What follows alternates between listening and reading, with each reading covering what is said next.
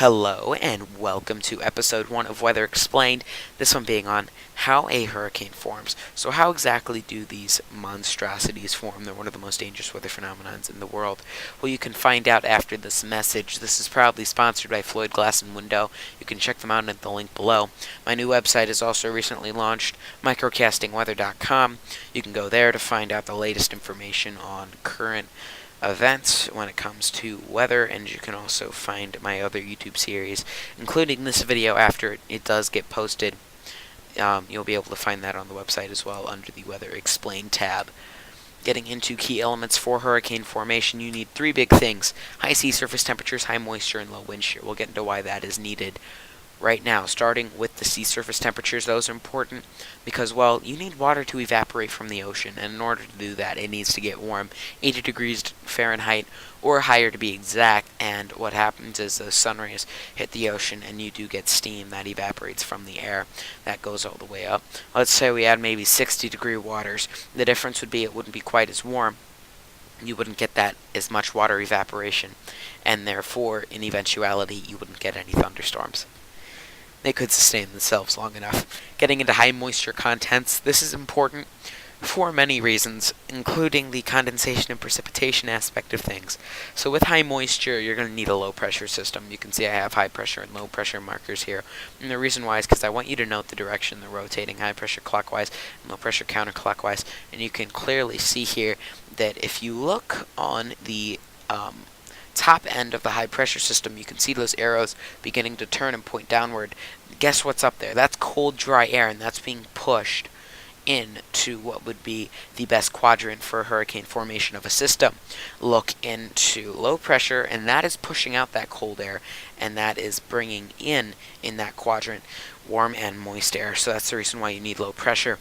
Speaking of, if you do have low pressure, you're going to want clouds to form within that do form into rain, and then thunderstorms, and then strong thunderstorms.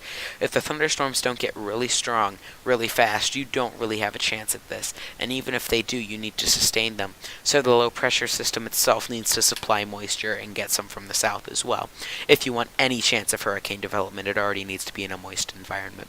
When it forms, it cannot moisten itself at this point. Once you do get into stronger hurricanes, they are much more resilient to things like dry air, but at this point it's very fragile. So why is low wind shear important to hurricane development?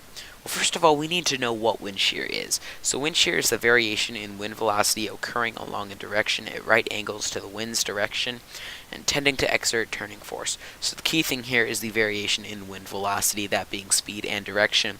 Examples here being same direction, you can see 5 miles per hour on the lower layer and 100 miles per hour on the upper layer. That can cause issues. And then 5 miles an hour on both layers on the bottom, but headed in different directions, can also cause problems.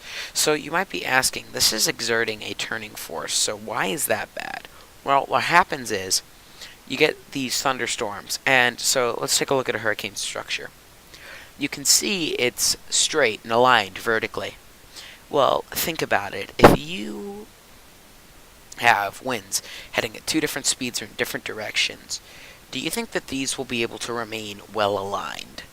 Well, they won't be able to, because the wind is going to slant the hurricane. The top section will be moving faster than the bottom section, and that'll cause it to fall apart. Or they'll just be moving in complete opposite directions, and it'll just also fall apart. So you really can't have wind shear if you want these hurricanes to get strong. So let's talk about continued development. So you start with a low pressure system that will eventually develop into a tropical low.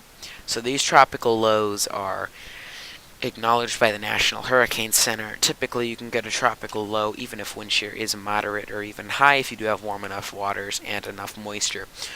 Warm waters and moisture being key here. Wind shear can be variable. Here you go. You can even get tropical depressions in high wind shear if you do have enough energy in that water, and those are from 30 to 39 miles an hour. To get a tropical storm, wind shear needs to be at most moderate high. It can't be really high, or you just won't get that. And it can be anywhere from 40 to 70 miles an hour. And then you have a full-blown hurricane. These need moderate wind shear or less. 71 to 95 mile per hour winds are included with this, and, well, sea surface temperatures still only need to be around 80 degrees in order for this to function. For Category 2s, 82, 83 degrees would be preferable, and wind shear should probably be on the moderate side of things or lower. Getting into category 3s, in order to get a hurricane this strong, you need low wind shear, and you need ocean waters at least 85 degrees and a very high moisture. You need this because this is considered a major hurricane. This is incredible power.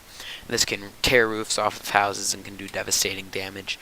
To get a category 4 out of 5, 130 to 156 miles an hour, you need low wind shear. You need a very moist environment and probably waters around 86 degrees in Fahrenheit. There are maybe 27, 28 degrees Celsius. And then you probably want 29, 30, maybe even 31 degrees Celsius waters in order to get a Category 5 hurricane here, that being over 157 miles an hour. These are incredibly strong and incredibly rare, and just something that you're not going to see very often. Check me out on social media at Microcasting on Facebook and Twitter. If you did like the video, be sure to hit the like button down below. If you didn't, you can hit the dislike button, and be sure to hit the subscribe button in order to stay on top of things and see more content like this. It really helps me out. This is Microcasting St. Louis, signing out.